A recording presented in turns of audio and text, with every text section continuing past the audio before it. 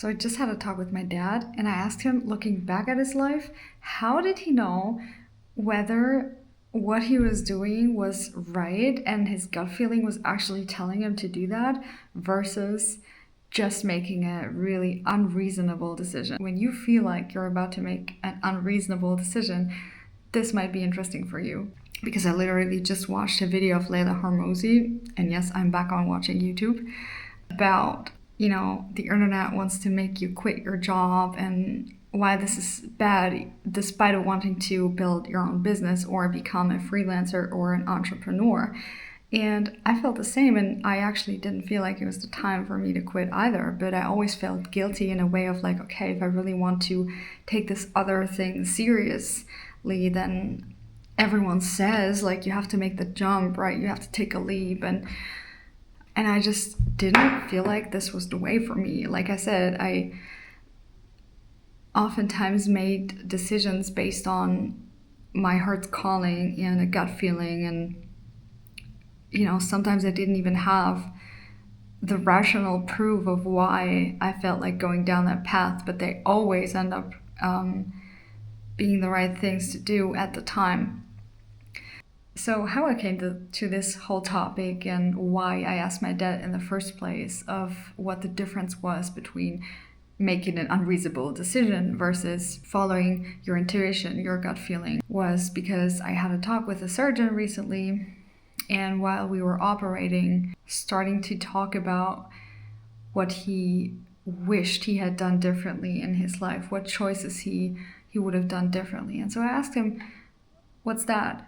And so he said, well, despite of him doing what he loves every day for a living now, which is being a surgeon, he still wishes that he would have done things differently, like taking more risks in life when it comes to traveling or just making more unreasonable decisions overall. He wishes he had done more things that weren't so rational all the time. And so I asked him, but doesn't building a family or building a career as a surgeon take stability and consistency? And he said, well, yeah, and I love what I do every day. Nevertheless, he still felt like he could have taken more risk in his life. And I was just like what? And he gave me one example, being traveling more with his kids. And then he paused and said, sometimes there's just more life in unreasonable decisions. And so I figured he probably meant to follow your heart more and your gut feeling.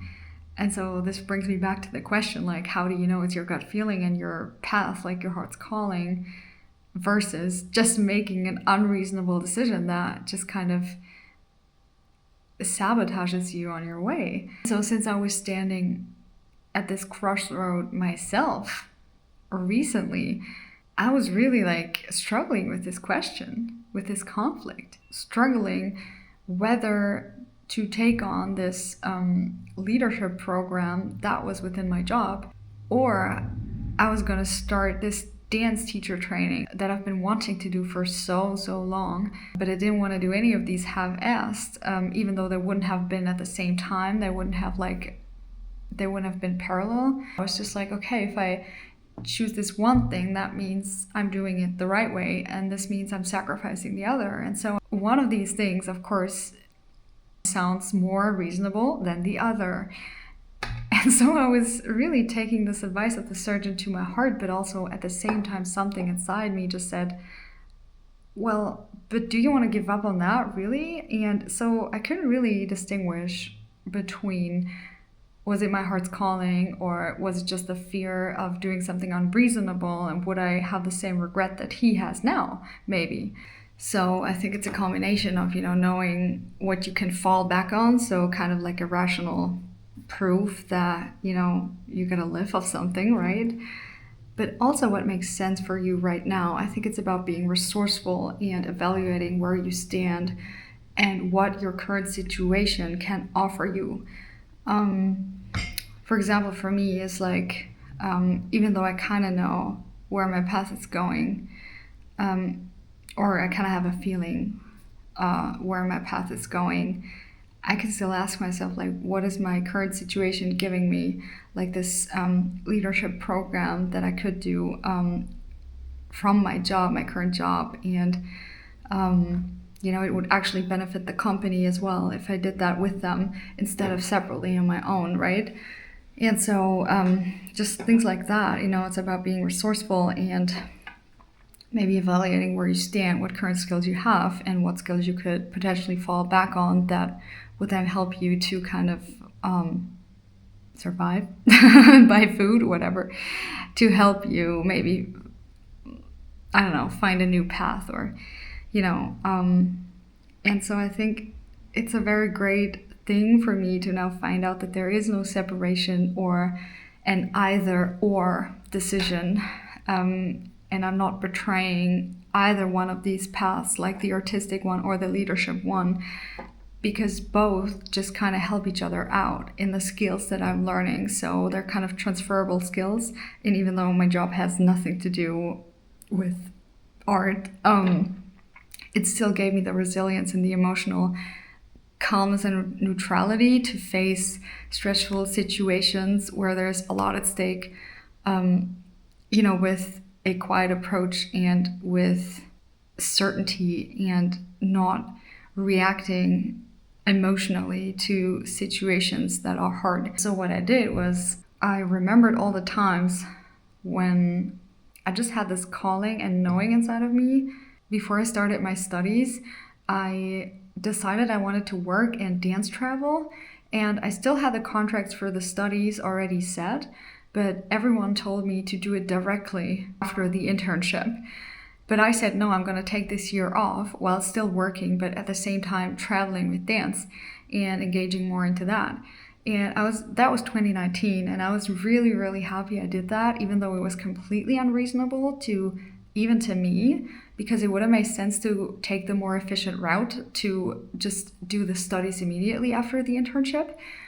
But something inside me just said, no, I really have to take this year. And so when I was done, Corona hit and I was starting my studies, but I had in my pocket all these great experiences and learnings that I myself decided to do, and everyone else would have decided differently for me if it was their choice. So that was also one of these callings. So right now I was still standing at this crossroad, like, okay, I'm kind of feeling like just taking this advice from him, from the surgeon, may not be the right thing for me, and why am I struggling so much with it? That means that something is not right for me internally. And so I told my friend, and she just kind of reminded me that it's not about taking other people's advices as your North Star, but as a sort of guidance, because they grew up in a different reality or a different setup and generation, and we have now different options and upbringings, which changes our situation completely. I shouldn't make my decisions based on the fear of having the same regrets like they do in the future potentially, but instead I should just take out what resonates with me and just apply it to my situation and not to theirs, how it was back then. And just use it to come back into your own balance and to find your own path, right? You don't have to repeat their paths also. And so I came to the conclusion that it might not be an either or decision, but that I just want to look at the things that are resources in my current situation and that I actually feel a hard calling to do. But that doesn't mean that I'm sacrificing on this artistic journey. It just kind of helped me even more to develop skills that might help me later on my future career path. And so I just feel like it doesn't make sense to cut off a part of you that you feel called to do, that you feel like is an essential part of your personality, because either one of those might teach you skills or give you experiences that you might need later on either one of these paths. And so I just felt like I really had to detach from an expectation of a certain outcome and just use what is in my field right now, and to kind of be resourceful with that, with my time and what is in my reach to do. Really, there is no separation in, like, on my path. Because I learned, like, when I talked to my dad in the car earlier, we talked about how I got interested in leadership in the first place. And it was because of all the artistic hobbies I had, of all the artistic interests I followed. And as a result of what I learned in doing these crafts, I then started to learn more about myself, that actually the path of trying to become a leader is exactly containing all the skills I was practicing or trying to acquire in my artistic journey so far. And so I have learned that there is no separation, really. And I'm just so happy about this personal revelation just now. And yeah, what can I say? I mean, why not use it and amplify it?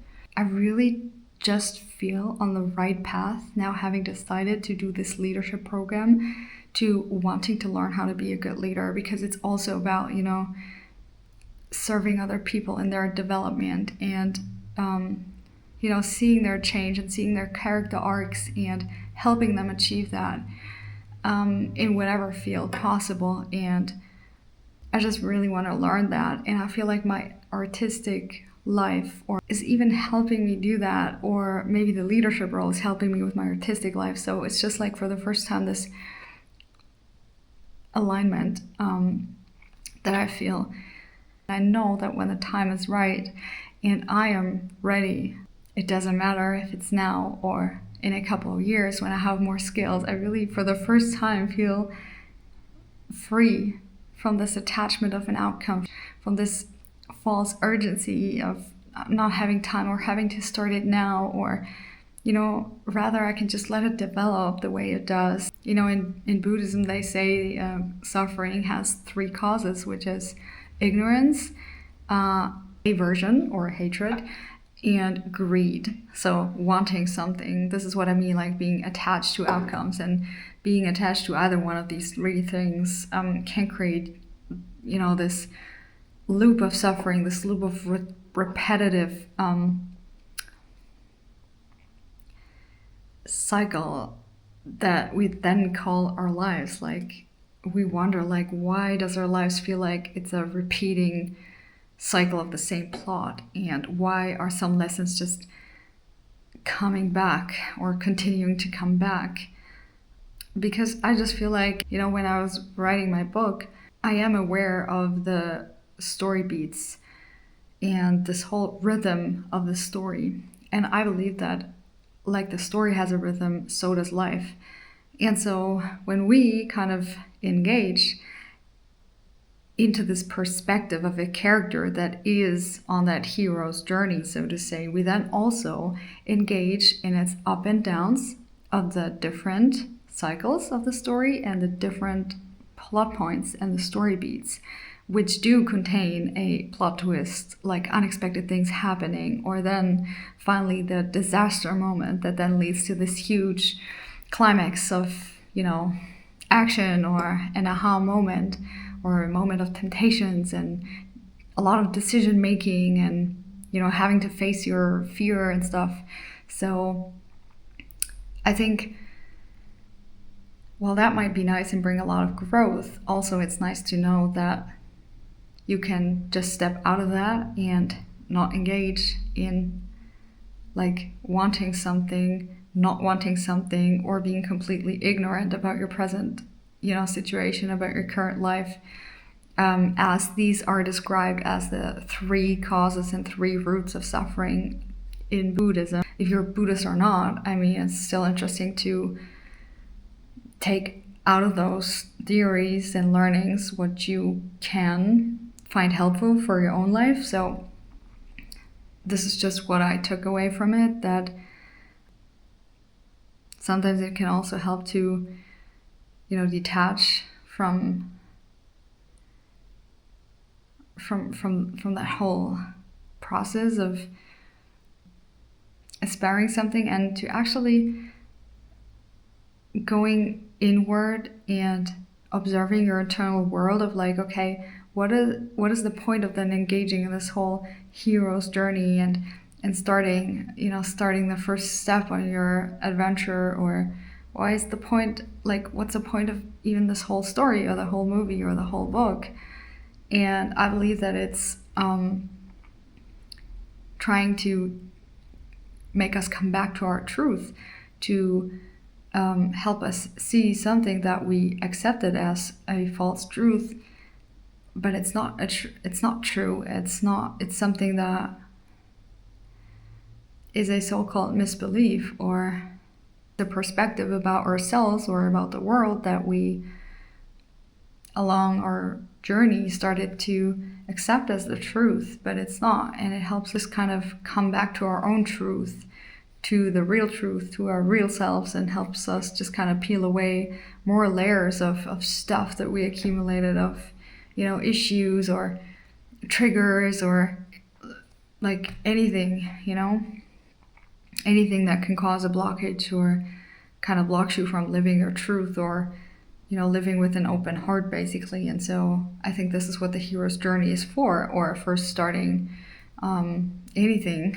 And that's why also it's important to start it and to make experiences and to go out there and try things, because either way you win, right? It's like you make experiences, and you kind of you're kind of engaged in this conversation and dance, like, of the external world, like the plot points, and your internal world, as in how you respond to external events. And so I think this is just so very interesting if you then at the same time start to detach and just see, okay, this is just like a screenplay, and you're observing your own reactions or just internal world while you're responding to the external.